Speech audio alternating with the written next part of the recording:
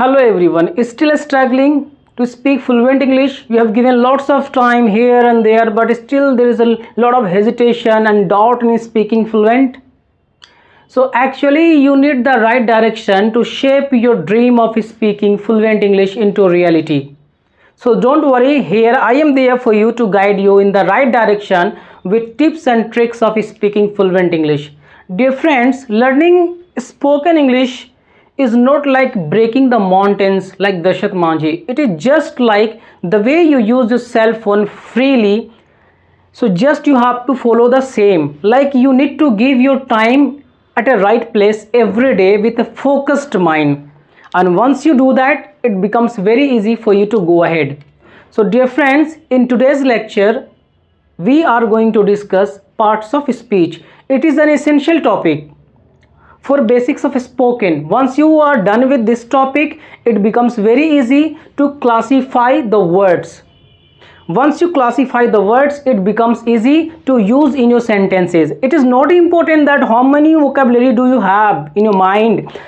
The main thing is that at the time of speaking, those words are coming on your tongue and you are freely speaking. That is the first tips. Second thing is that you should not remember so many grammar rules. This is not going to make you like you will become a fluent speaker. So there the certain rules which are important, you have to just go through that, which are important in spoken, right? So here I am just going to guide you which things are important for you, which you should study and which thing you should leave. So let's get started. This is the basic of chapter 3rd. Let's understand it. तो ये parts of speech हैं, इसे शब्द भेद बोला जाता है. ठीक है, दिस इज कॉल्ड लाइक शब्द भेद. तो all the English words are divided into 8 groups according to the work they do in a sentence. Each group is called a part of speech. मतलब ऐसे समझते हैं हम लोग कि कोई भी इंग्लिश में जो है वो 8 वर्ड है और उनके काम के हिसाब से वो किस तरह का काम करते हैं उनको एक ग्रुप में रख दिया गया है, समूह में रख दिया गया है. उसे ही क्या बोला जाता है? पार्ट्स ऑफ स्पीच बोला जाता है. हम अब देखते हैं कि गांव में, शहरों में कि जो जैसा काम करता है उसको वैसा नाम दे देते हैं. तो जिसका जैसा काम उसका वैसा नाम. कोई फूल तोड़ता है तो उसे माली बोलते हैं, कोई कपड़ा सीता है उसे दर्जी बोलते हैं. ठीक है, कोई नल वगैरह बनाता है तो उसे प्लम्बर बोलते हैं. तो उसी तरह से जैसे उनका नाम होता है उसी तरह से इंग्लिश में इनका नाम है. तो इनके जो 8 जो पार्ट्स ऑफ स्पीच हैं ये बहुत ज़रूरी है समझना. तो देखिए यहाँ पे निम्नलिखित प्रकार हैं इनके. नॉन है. तो नॉन क्या है? तो नॉन में ये सिर्फ ये समझ जाइए यहाँ पे कि किसी का भी जब नाम आता है, कोई चीज़ का, कोई वस्तु का, कोई जानवर का, तो उसे क्या बोलते हैं? नॉन बोलते हैं. Non is a naming word. ठीक है, नेम से ही नॉन आया है. तो राहुल, पटना, डॉग, पेन, ये सारे क्या हैं? ये नॉन है. आपको इतना ही जानना है, इसकी और भी आगे चीज़ें पढ़नी है. But in the beginning I told you that you don't have to understand those things which are not relevant for you. तो देखिए ये मार्कर है. तो मार्कर क्या है? ये भी एक नॉन है. ये जो बोर्ड है ये भी क्या है? ये भी एक नॉन है. ठीक है, चलिए अब इसके एग्जाम्पल में देखेंगे यहाँ पे हम लोग कि राहुल इज़ हैप्पी. तो ये जो राहुल का जो जगह है, ये राहुल जो किस तरह का काम कर रहा है, ये काम किस तरह कर रहा है? तो नॉन का ये काम कर रहा है. जैसा बताया, जिसका जैसा काम वैसा उसका नाम.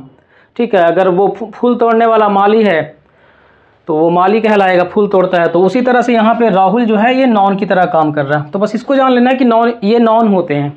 तो राहुल इज़ हैप्पी. तो यहाँ पे राहुल क्या है? एक नॉन है. ठीक है, आगे आते हैं प्रोनाउन पे. प्रोनाउन क्या होता है? सर्वनाम होता है. जो नॉन के बदले में आता है उसे क्या बोलते हैं? प्रोनाउन बोल देते हैं. ठीक है, अब उसको ये ऐसे समझते हैं. यहाँ पे आई जो है क्या है? ये प्रोनाउन है. आई मीन्स होता है मैं, वी मीन्स हम लोग, यू मीन्स आप या आप लोग, तुम या तुम लोग, दे मीन्स वे लोग, ही जो आता है वो लड़के के लिए आता है और शी जो आता है वो लड़की के लिए आता है. और इट जहाँ पे जेंडर का ही पता ना होता है वहाँ पे इट का यूज़ होता है. इसको और आगे पढ़ेंगे हम लोग. ठीक है, तो ये इन शब्दों को जो दिख रहा है आपको याद कर लेना है. These words you have to keep in the mind at the time of speaking. This functions very well.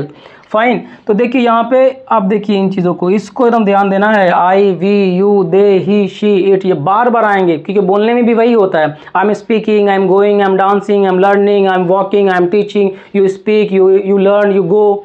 ये सारा देख रहे हो, तो इसी से आ रहा है. इसीलिए इसको तो याद करना है, बोल करके प्रैक्टिस करना है.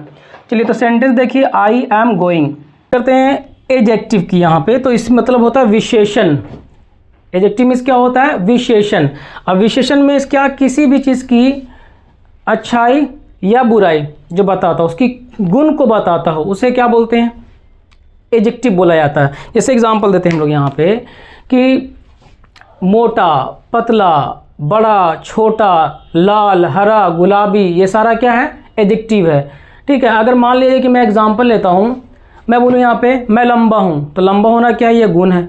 वह छोटा है तो छोटा होना क्या है? ये भी गुण है। तो ये क्वालिटी, अच्छाई हो या बुराई हो, उसे क्या बोलते हैं? एडजेक्टिव बोलते हैं, मीन्स विशेषण बोला जाता है। तो यहाँ पे सेंटेंस देखेंगे, यू आर फैट, तो यू यहाँ पे क्या है? देख लीजिए, आपको समझ में आ चुका होगा। कमेंट में बता सकते हैं what is the parts of speech of you. You कैसा काम कर रहा है यहाँ पे? वो माली फूल तोड़ रहा था तो माली आपने बोला, तो यू यहाँ पे क्या है? चलिए अब आर देखिए, तो आर तो चलो वर्ब है, ये फैट, तो फैट क्या हो गया? फैट हो गया एडजेक्टिव, मतलब यू आर फैट, उसके तुम जो हो मोटे हो, ये उसका मतलब क्या बता रहा है? क्वालिटी बता रहा है। तो ये क्या हो गया यहाँ पे? फैट एडजेक्टिव हो गया। ठीक है, अब आते हैं वर्ब पे। वर्ब मीन्स क्या होता है? क्रिया। क्रिया वैसे भी होता है जो कसम खा लेते हैं, लेकिन यहाँ पे जो वर्ब है, वर्ब नहीं बोलेंगे, वर्ब बोलेंगे। ठीक है, I am very careful in pronouncing the word. तो वर्ब जो है, वर्ब मीन्स होता है क्रिया।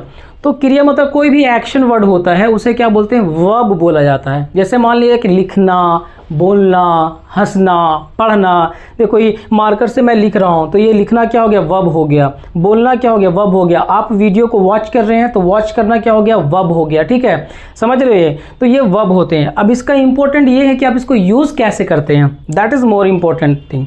ठीक है, तो ये वर्ब है। तो गो, कम, वॉक, स्पीक। गो मीन्स जाना, कम मीन्स आना, वॉक मीन्स टहलना, स्पीक मीन्स बोलना। तो वी स्पीक इंग्लिश, तो यहाँ पे हम लोग का इसका मीनिंग हो रहा है हम लोग इंग्लिश बोलते हैं। तो स्पीक क्या हो गया? स्पीक है मेन वर्ब। ठीक है, और वी क्या है? अब ये तो बता चुका हूँ, वी है क्या? इसका कैसा काम है यहाँ पे? इसका कैसा काम है? इंग्लिश का कैसा काम है? तो इंग्लिश है नाउन। ठीक है, तो स्पीक क्या हो गया? ये हो गए वर्ब। चलिए यहाँ तक मुझे लगता है कि आपको समझ में आ चुका है। If you have any doubt you can drop your comment in the comment box. चलिए एडवर्ब की बात करते हैं। एडवर्ब मीन्स क्या? क्रिया विशेषण। क्रिया विशेषण मतलब ये क्या करता है कि जो वर्ब है उसकी क्वालिटी को बताता है। जैसे देखिए, ही इज़ वॉकिंग, तो ये जो वॉकिंग है यहाँ तक मीनिंग हो रहा है ही इज़ वॉकिंग, मतलब वो टहल रहा है, वह टहल रहा है। ठीक है, लेकिन इसमें एक वर्ड आ गया स्लोली, जो एडवर्ब है। ये पूछ रहा वॉकिंग से कि तुम कैसे काम कर रहे हो? स्लो, तो ये रिप्लाई करता है कि स्लोली।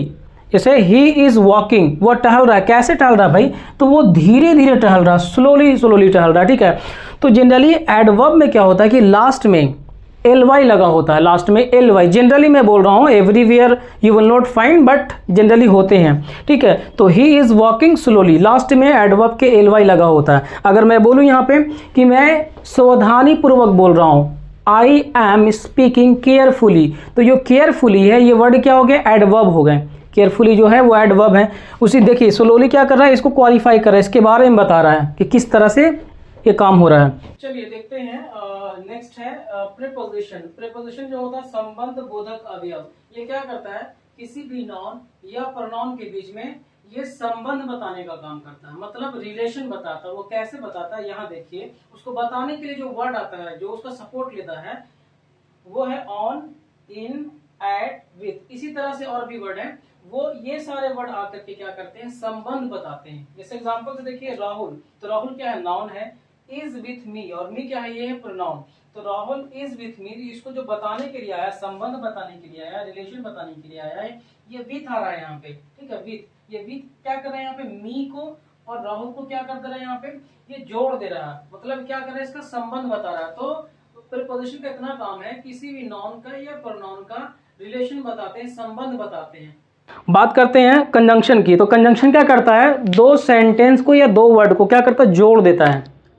जैसे मान लिया जाए कि मैं और तुम, तो यहाँ पे जो और आया ये दो वर्ड को क्या कर दिया? जोड़ दिया। दो वर्ड को जोड़ सकता है, दो सेंटेंस को जोड़ सकता है। एग्जाम्पल से समझते हैं। देखिए यहाँ पे ये है, यहाँ पे राहुल, राहुल इज़ हैप्पी, तो एक सेंटेंस हो गया। मैंने राहुल बार बार इसलिए रिपीट किया है ताकि आपको लगे कि ये किस तरह से काम कर रहा है। यहाँ पे आप पहचान पाएँ कि राहुल का पार्ट्स ऑफ स्पीच क्या है। तो राहुल इज़ हैप्पी, एक सेंटेंस ये है, और दूसरा ये है यू आर सैड, मतलब राहुल खुश है और यहाँ पे तुम उदास हो। तो उसको जोड़ने के लिए जो आ गया यहाँ पे वो बट आ गया। बट मीन्स होता है लेकिन, मतलब राहुल खुश है लेकिन तुम उदास हो। तो कंजंक्शन जो होते हैं वो दो सेंटेंस को या दो फ्रेज को जोड़ देते हैं। जैसे मैं बोलूँ यहाँ पे रिया एंड राहुल, तो देखो यहाँ पे रिया और राहुल, तो यहाँ पे दो नाम को जोड़ दिया, ठीक है।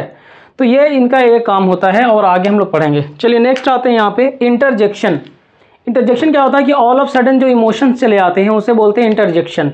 अब देखिए उसको जो इंडिकेट करने के लिए आता है अल्लास है, ओ इंटरजेक्शन है। ये क्या है? ये इंटरजेक्शन है।